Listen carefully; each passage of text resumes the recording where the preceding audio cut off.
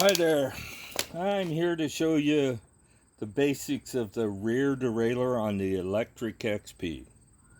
I have a little over 150 miles on it, and it's starting to skip a little bit when it shifts. I have a stand to put the bike on except for it tips over. So normally you would do this in a stand, but since most of you don't have access to a stand, or you could try a milk box, but it's just one of these things you're going to have to ride it and adjust it while you ride it. It's really simple, nothing complicated to it. So first we'll go over the things that you shouldn't touch unless there's a problem. You have 3 screws. You have one on the back side, one here, and one here. They are stops pretty much, except for the one on the back. These two, if you look closely, I don't have my glasses on, so I won't be able to tell you which one is which. One is will have an H and the other will have an L. Low gear is the biggest gear on the back. High gear is the smallest. When you're doing your adjustments, you probably want to do it in 5th gear. It'll be 5 on your indicator on the handlebar. So the adjustment is a barrel adjustment on the back of the derailleur. Here, let me bring you around here so you can see the other side.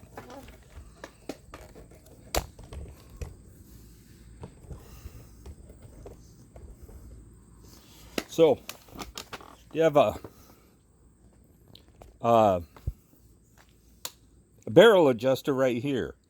This barrel adjuster, if it's not shifting up, you tighten. If it's not shifting down, you loosen. So it's really simple. If you're riding, your first goal should be making it click, try to shift up.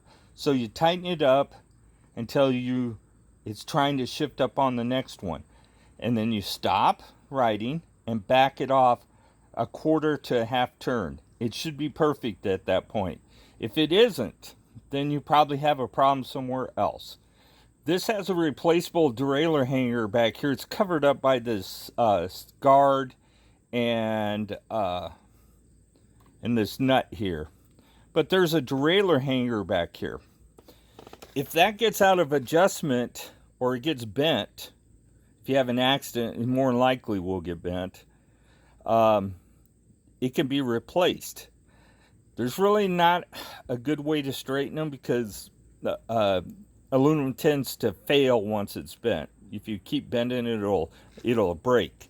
So they have a special tool that they take your derailleur off and they put in here, and it measures the distance all the way around the tire, and that's how they tell if it's bent. So if you can't get it to shift right, no matter what you do, your next stop's going to be a bicycle shop, because I don't have that tool. I wouldn't even buy one. You occasionally use it. If you bend your derailleur hanger, which is the silver piece right here, you're going to need to get a hold of Lectric XP and see if they can source one for you, because they're usually bicycle specific. Might not be, might be something that you can find on Amazon, but I'd call Lectric XP.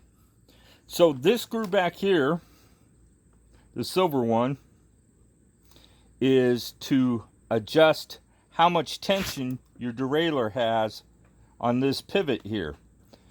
Typically, you'll never have to do anything to it, but you can tighten it. It's not going to make much of a difference one way or another, unless your derailleur is really loose.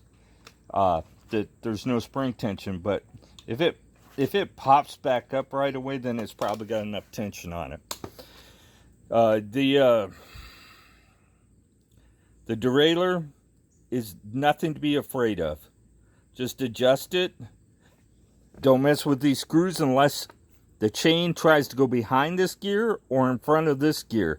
And then you adjust wherever it's not stopping it. So these are just stop screws. They stop it from going into your wheel, and it stops you from going into your frame. This was adjusted properly when I got it, so I'm going to assume yours is. Hopefully they are. The chain lube and your typically Shimano uses a ceramic bearing in their little chain wheels down here, and they never need lubing ever. Matter of fact, they actually, as they wear in, get better. The chain, you can use whatever you want. I recently saw a study that showed that chain lube is like personal preference. I use White Lightning, which is a dry lube. It goes on wet, you let it set, it dries, and it lubricates your chain. And when the chain starts getting noisy again or dry, you start to feel a noticeable drag, you can relube it again. To clean the chain, you can do as simple as wipe it off, or you can buy a fancy chain cleaner. I don't have one, I just wipe it off. I usually just use some brake clean on a rag and just run the sprocket around backwards and clean it with a rag holding the chain. Good enough. If it gets gritty, you can clean it with high pressure water, but be careful about getting water anywhere around these. This Bafang hub, even though it's branded Lectric, is sealed bearing, so it's not going to be too much of a problem. But the front wheel has a lip seal on the bearing, and it's balls. It's not a cartridge bearing, it's a ball bearing, and it's going to require maintenance at some point. But when these bearings and this go bad, you're just going to have to go to your local bearing shop and buy a new one. But I haven't heard of anybody having problems with it.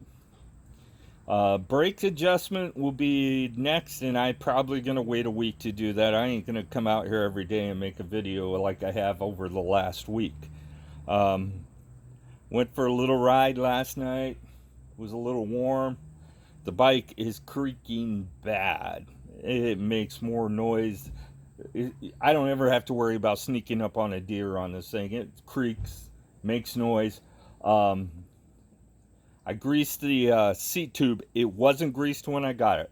So go find you some heavy duty grease. Grease the seat tube. I use white lithium just because it's not going to, if it gets it on your clothes, it isn't going to leave a dark stain. It'll leave a grease stain, but it won't leave a dark stain. And I greased the seat tube. You could use spray grease, a sprayed white lithium grease, but it's not very thick and it seems not to work very well. So chain lube, whatever you want to use WD-40 if that's what you have. 3-in-1 oil. As far as lubrication properties, there's plenty of studies out there on the internet, on YouTube alone, that can show you that basically one oil is not better than the other. They even tested butter to see if it worked, but I ain't never putting butter on my bike. So grease your seat tube if it's noisy. Check your pedals. I don't like these pedals. It'll probably be one of the first things I get rid of. They are too small for me. I'm a disabled veteran, and I stopped riding in 2013 because I got to the point I couldn't pedal a regular bike. And in 2013, electric bikes were something that was just out of my price range, period. There wasn't even a reason to consider them.